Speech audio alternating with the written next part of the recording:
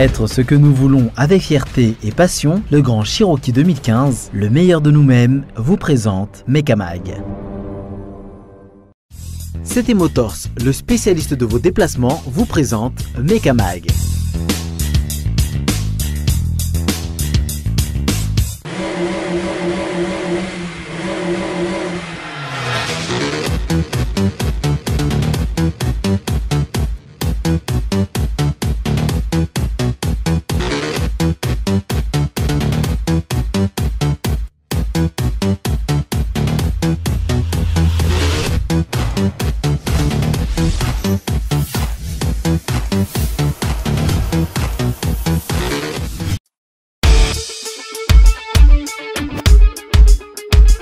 Cette semaine, CT Motors vous présente la bête des SSV 4 places, le tout-puissant RZR 4900 EPS de chez Polaris.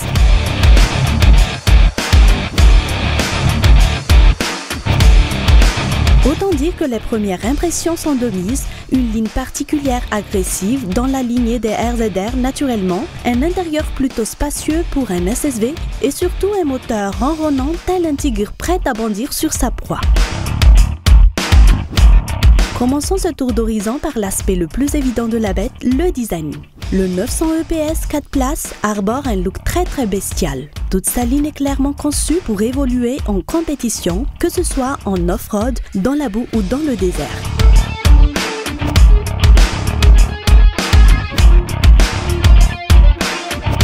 En effet, vous avez ici un véhicule multipassager qui s'adapte à tout type de terrain.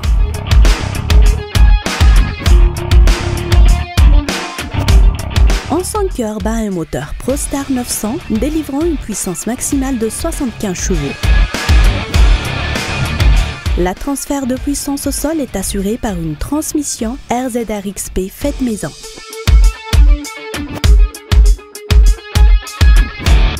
Cette dernière assure une gestion optimale du rapport entre le moteur et le type de terrain que la bête avale. Pour encore plus d'agilité, la largeur de voie de notre Polaris RZR 4900 EPS inspire confiance dans les virages.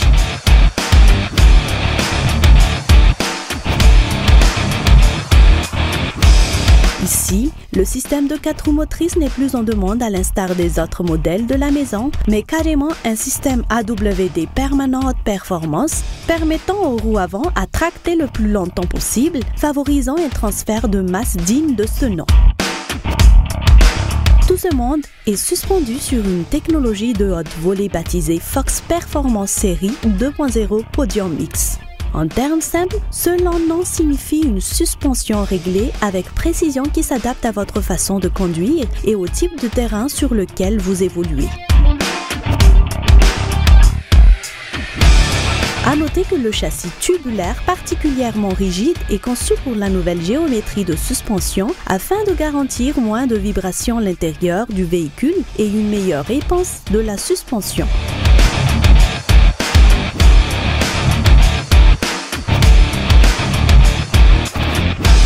Pour ce qui est des pneus, le RZR 4900 EPS s'équipe naturellement de pneus BGC Dirt Commander de 27 pouces, assurant ainsi un suivi optimisé dans les virages et une durabilité accrue.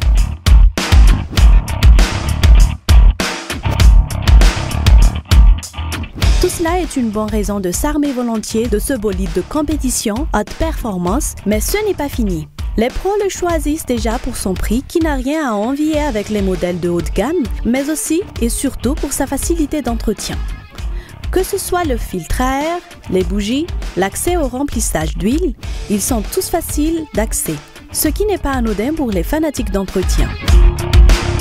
Tout ceci sans parler des possibilités quasi infinies de personnalisation, de quoi ravir les professionnels de la compétition. Ce modèle est disponible en stock très limité chez CT Motors, alors n'attendez plus.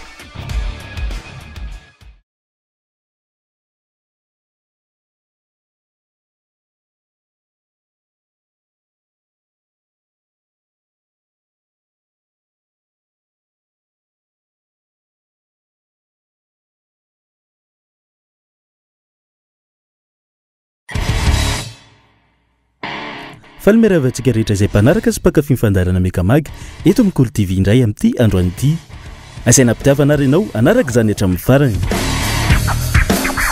Arahantsika indray anatin'ny fandarana fifaninanana faharoa amin'ny taom-pilalaovana championnat de Madagascar de slalom 2018 izay nitanterahana tesy amin'ny circuit Azatana Imeritsiatosika ny sabotsy fa 14 aprily sy ny alahady fa 15 aprily lasa teo. Izay no karakarain'ny Azatana ary nomeny ny anarana hoe Slalom Orange Bay Azatana. Avory maro tokoa ireo mpanamorona nandritra ity fifaninanana karakarain'ny club Azatana ity izay nisy mpifaninana 10 ary nitohanan'ny Orange Madagascar sy teo ambany fiahin'ny Fédération du Sport Automobile de Madagascar FSM. Ny fizotran'ny fifaninana tamin'ity Slalom Orange Bay Azatana ity dia essai chronométré sy manche roue natao. Ny essai chronométré dia nentina nandaharana ny ordre de départ tamin'ny premier manche. Karakaraka ny feptaona vita no laharana iaingana. Izany hoe izay mavita ny feptaona tsara indrindra no miainga voalohany, izay feptaona faharoa no miainga faharoa ary toy izany hatrany hatrany.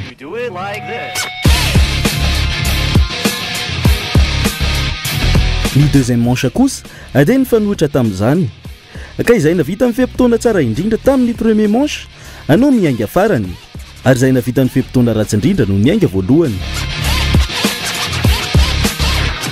Isapotsy maraina nanomboka ny essai chronométré izay narahany premier manche avy hatrany. Noho ny amaron'ny mpifaninana sy ny fahafoezan'ny fotoana dia tsy tratra ny asabotsy ny fahavitan'ny premier manche fa tsy maintsy ny notohizana ny tapakandro ny alahady maraina. Tamin'ity indray mitoraka ity betsaka ireo mpandray anjara dia le timing neritreretina zany tsy araka noho ilay abetsahany mpandray anjara zay satria tamin'ity dia 39 ny isan'ny mpandray anjara. Miezaky ny manatsara avokoa ireo mpandray anjara amin'ny sport automobile rehetrarehetra ary hitantsika ihany koa hoe ireo zay mitarika hatramin'izao amin'ity slalom ity dia tanora avokoa ary mafaly izany satria hitantsika hoe ao ny relève ny sport automobile. Marina fa nandeha tsirairay ny mpifaninana tao anatin'ity course ity ary nanao 3 tours de pistave. Tamin'ity Slalom Orange Bay Azatana ity 17 ireo nisoratra anarana sy tonga niatrika amin'ny fifaninanana. Telo tamin'izany no andriambavilanitra. Nanomboka tamin'ny 2015 ihany nanomboka nanao slalom. Sinon nanomboka 2016 nanomboka nanao rallye, premier rallye zany. Tsy vehivavy rehetra no tia an'ilay izy fa nefa mahafinaritra be. Tsy voatery hoe sportn'ny lehilahy ihany zany ity fa na vehivavy koa ary afaka tia vitesse, tia automobile, afaka passionné daholo zany fa tsisy hoe lehilahy na vehivavy ihany. Ho an'ity indray mitoraka ity izay meilleur temps vita ny concurrent nandritra ny premier manche sy deuxième manche no alaina ho an'ny mpifaninana rehetra ary iny no nanaovana filaharana ankapobeny tamin'ny résultat final. Saika voasolo tena tao anatin'ity fifaninanana izay nahitana mpandray anjara maro no karakarain'ny Azatana ity avokoa ireo club de sport auto toy ny ASACM, FMMSM, ny TMF, ny Azatana, ny TAX, ny MSA ary nisy mihitsy ny mpandray anjara tonga avy lavitra avy any Majunga izay tsitsy fa i Richard Fabien nanamory ny BMW Gojanga. Tamin'ity Slalom Orange ity no nahitana ireo équipage izay niova fara toa ny Endry sy Dany amin'ny Peugeot 207 classe R3T, Sistasy Nitro amin'ny Citroën C2 classe M10, Adja Danielson izay nova Peugeot 106 CT Motors classe M9. Eo ihany koa ny fiverenan'ireo mpilalao sasany izay 70 taona no tsy hita tao anatin'ity sehatra sport mekanika ity toa ny PRH izay nanamory ny Peugeot 205. Efa ela tsy nandray anjara tamin'ny 2000 no lalao farany dia tamin'izany nahazo ny champion de Madagascar tamin'ny par classe dia nijanona tamin'ny resaka sport auto fa somary mivoaboaka tany ivelany tany. Tamin'ny 2012 indray nandray rimy ary nafinaritra ny résultat fa mivema classement général zay dia izao indray zany miverina eto Madagasikara zany dia somary efa kaikaiky zay mahatonga an'ilay hoe 974 io ao La Réunion indray zao dia ezaka anao slalom sy rally zany tena zavatra ho atao fa dia verina ny taloha indray zany. Teo amin'ny filarana ankapobeny dia Hugo Louvel izay nitondra ny Peugeot 306/16S Louvel Rally Rent classe M11 no navita ny meilleur temps ka 3 minutes 11 secondes 57 no vitany tamin'izany. Izany dia totosany tamin'ny deuxième manche.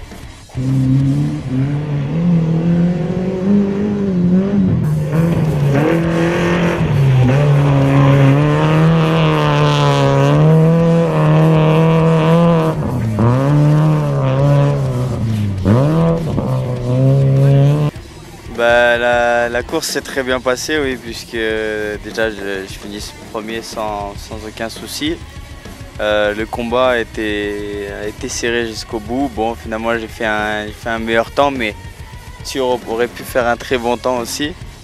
Bon, après, juste derrière, en troisième position, il y a mon père que j'aimerais féliciter parce que franchement, il a repris mon ancienne voiture et commence à rouler fort avec. Après, sur l'ensemble du week-end, tout s'est plutôt bien passé, à part un petit problème hier matin qui m'a pas trop handicapé, mais qui était un peu, qui a un peu fait peur. Mais bon, tout va bien, on est heureux sur ce week-end. Je remercie mes mécanos et à la prochaine au rallye. Voilà. Napiaky ny mpandray anjara rehetra ty vitan'ity satria dia efatra sekonda mahery tany aoriana no nisy ny larana faharoa. Zay tsy iza fa itsory ilay nibata ny fandresena tamin'ny slalom wins tamin'ny volana marsa lasa teo, izay nanamoro ny Peugeot 106 Motul Service classe M10 ary navita ny feptona 3 minutes 15 secondes 86.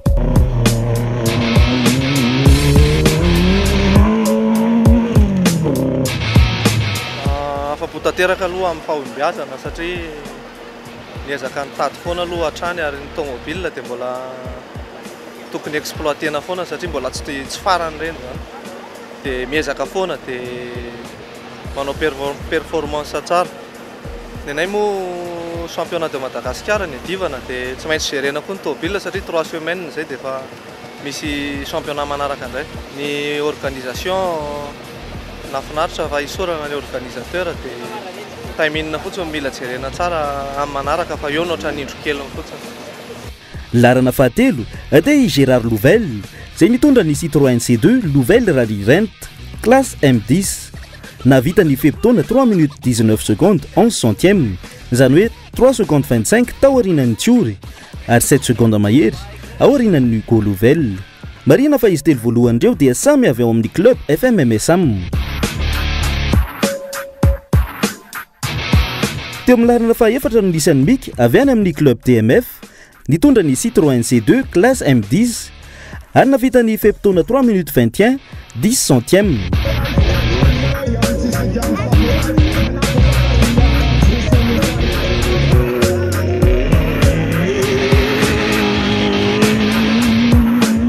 Larana fahadimy no nisan'ny Dany avy ao amin'ny club Azatana izay nitondra ny Peugeot 207 classe R3T navita ny feptona 3 minutes 21 secondes 80 centièmes.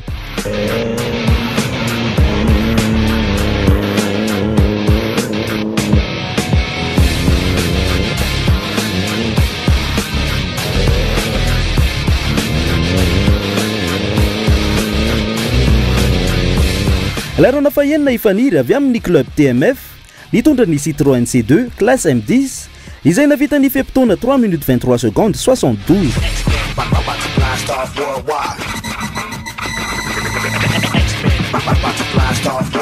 Tany amin'ny larana fahafito no nisan'ny Adry avy amin'ny club Asakam nitondra ny Peugeot 206 classe M11 navita ny feptona 3 minutes 23 90 centièmes.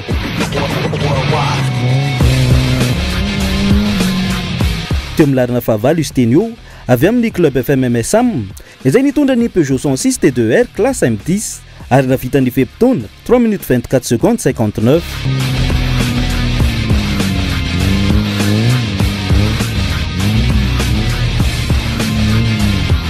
Teo amin'ny larana fahasivy no nisan'ny Endry avy amin'ny club FMMSAM nitondra ny Peugeot 207 classe R3T navita ny feptona 3 minutes 28 secondes 41.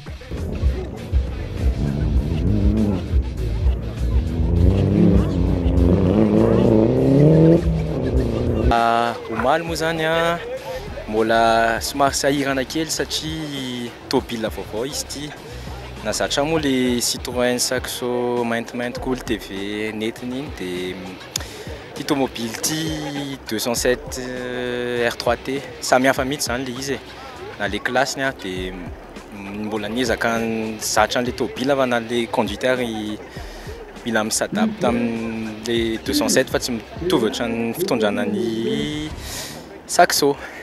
Larana fahafoly ihaja avy amin'ny club TMF nitondra ny Peugeot 106 CT Motors classe M9 ary navita ny fepitondra 3 minutes 28 secondes 54. Toy izany ny top 10 tamin'ity slalom orange bay azatana ity.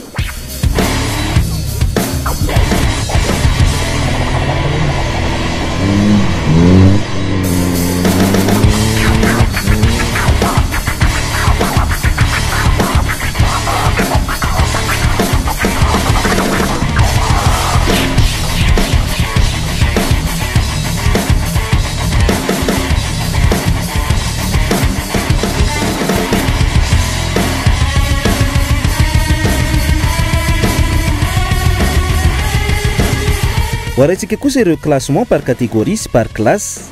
Teo amin'ny catégorie 4 roues motrices izay tsy nisy afa-tsy mpandray anjara roa dia nihazo nalarana voalohany ny Ferré Jacques avy amin'ny club TMF izay nitondra ny Mitsubishi Evo 7 navita ny fepitondra 3 minutes 21 secondes 46. Faharoa kosa i Willy avy amin'ny club Azatana izay nanamora ny Mitsubishi Evo 7 ihany koa izay navita ny fepitondra 3 minutes 23 secondes 31.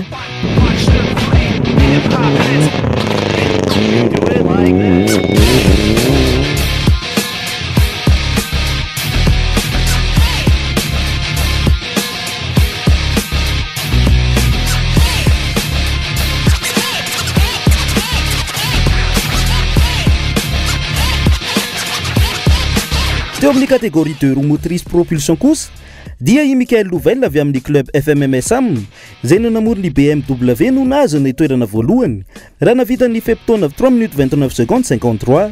Izany koa voalohany tamin'ny classe M11 propulsion. Naray ny Richardo Fabien avy amin'ny club TMF izay mpanamory avy any Mahajanga ary nanamora ny BMW ihany koa ity farany izay ao amin'ny classe M12 propulsion ary ny tanany larana voalohany amin'izany classe M12 propulsion izany.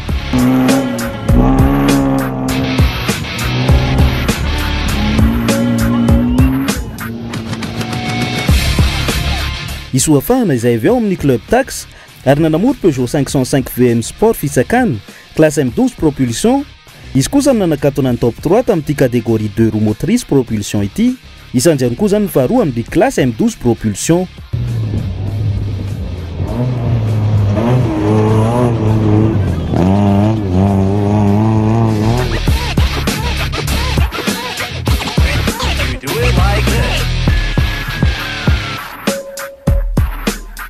Teo amin'ny catégorie espoir dia imika avy amin'ny club TMF nitondra ny Citroën C2 no nitana ny larana voalohany ary narahy ny fanira avy amin'ny club TMF ihany koa izay nitondra ny Citroën C2 ary namarana ny top 3 dia Yadri avy ao amin'ny club Asakm nitondra Peugeot 206.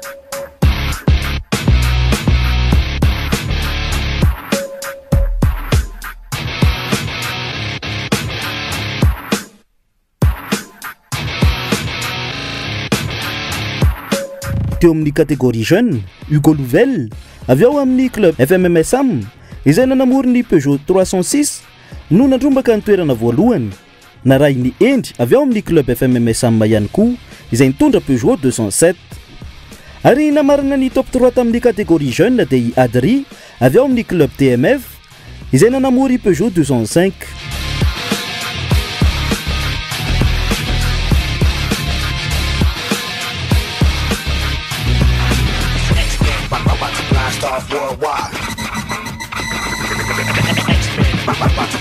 Teo amin'ny catégorie féminin dia Isista avy ao amin'ny club FMMSAM nanamora Citroën C2 no nitazona ny toerana voalohany ary Mylène avy ao amin'ny club Asakm izay nanamora Mitsubishi Colt kosa no eo amin'ny larana faharoa ary nanakatona ny top 3 dia Shekina izay ao amin'ny club Asakm ihany koa ary nanamora ny Mitsubishi Colt.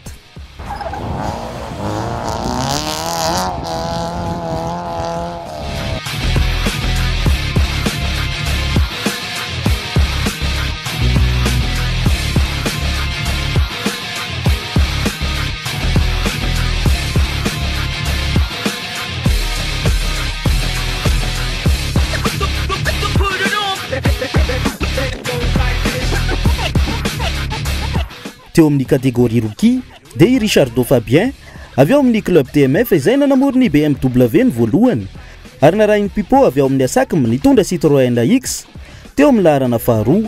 Karina avy ao amin'ny Asakm nitondra Citroën AX ihany koa no namarana ny top 3.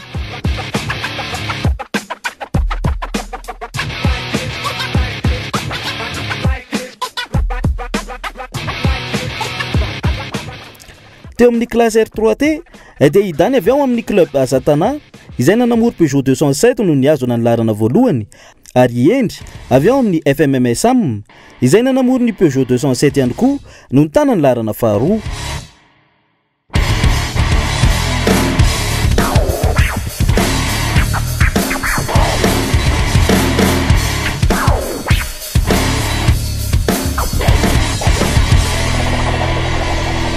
Teo amin'ny classe M12 dia i Rabesaotra Mikael avy amin'ny club TMF izay nanamory ny Peugeot 205 no nitana ny laharana voalohany ary navita ny feim-potoana 3 minutes 31 secondes 80.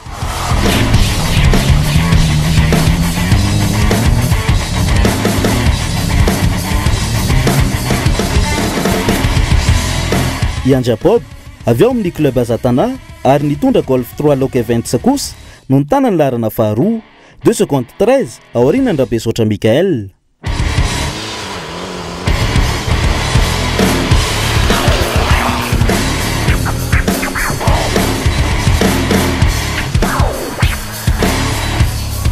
Namarana ny top 3 amin'ny classe M12 i Richardo Fabien izay nanamory BMW ary 2 secondes 50 taorianany Ian Jacob.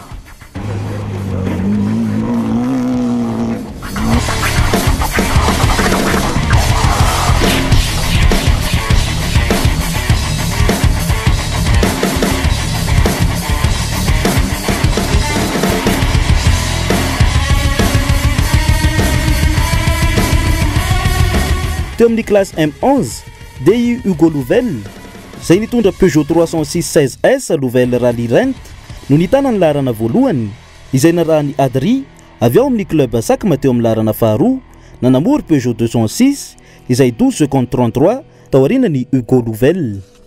Ny namarana ny top 3 tamin'ny classe M11 dia i Michael Louvel izay nanamory BMW ary 5 secondes 37 taorianany Adri ny feim-potoana vitany.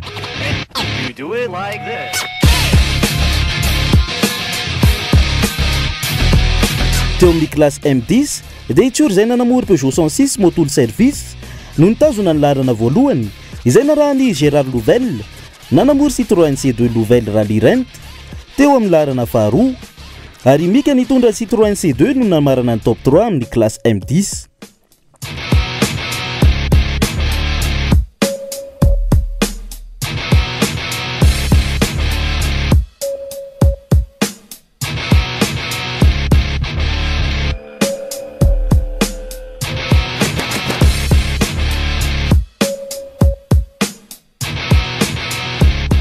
Teo amin'ny classe M9 dia i Adja Danielson avy ao amin'ny club TMF izay nanamory ny Peugeot 106 CT Motors no nitana ny laharana voalohany izay narahany Jim avy amin'ny club MSA izay nanamory Peugeot 106 MSA teo amin'ny laharana faharoa ary namarana ny top 3 tamin'ny classe M9 dia i Pipo avy amin'ny club Asakm izay nanamory Citroën AX.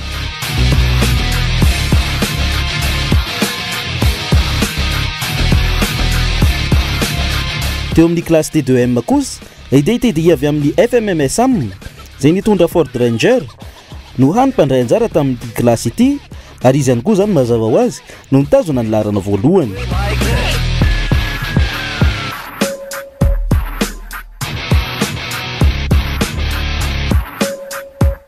Teo amin'ny cross car indray kosa dia norombainy Joujou ny laharana voalohany teo amin'ny feim-potoana 3 minutes 28 secondes 52.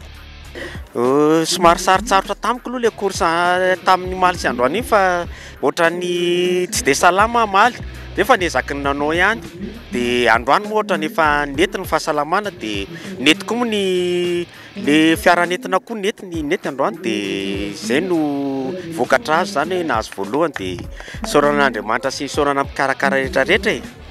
Manaraka azy tao amin'ny laharana faharoa i Cash avy amin'ny club MSA 19 ny elanelana nisy azy tamin'izy roa lahy ireo.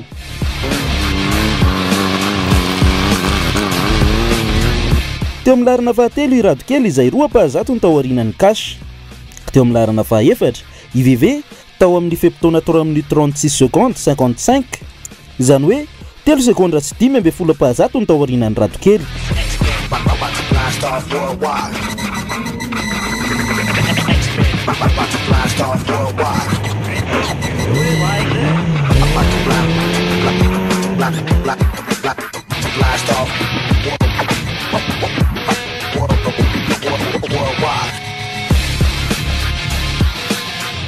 Reto kosa ireo mpandray anjara non classé noho ny tsy fahavitana ireo mancharoux nisy tamin'ny slalom orange bay Azatana ity. Dads avy amin'ny Azatana, Jim avy amin'ny MSA ary Mathieu avy amin'ny FMMSM. Nofaranana tamin'ny fizarana ireo loka maro samihafa ho an'ireo mpandray anjara ny fotoana nandritra ity slalom ity, izay nokarakarain'ny club Azatana. Naniofisaorana ho an'ny mpandray anjara rehetra sy ny mpanohana ny mpikarakara tamin'ity famaranana n'ity slalom orange bay Azatana ity. Farana zany ny deuxième manche ny championnat de Madagascar ny slalom izay nikarakarany Azatana dia fisaorana no atolotra ho an'ireo izay mpandray anjara rehetrarehetra sy akanavaka satria raha tsy nisy ny mpandray anjara tsy nisy ny slalom. Ary saorana eto ihany koa ireo partenaire ny Azatana tamin'ny fanatotsana ity slalom ity singanina manokana amin'izany ny Orange Madagascar izay partenaire télécom tamin'ity manche ity. Dia ny farana treto indray ary ny mekamagitsika tamin'ity androany ity, isaorana anao nanaraka izany hatramin'ny farany, mametraka veloma mandrapitafa ho antsika mpakafy indray.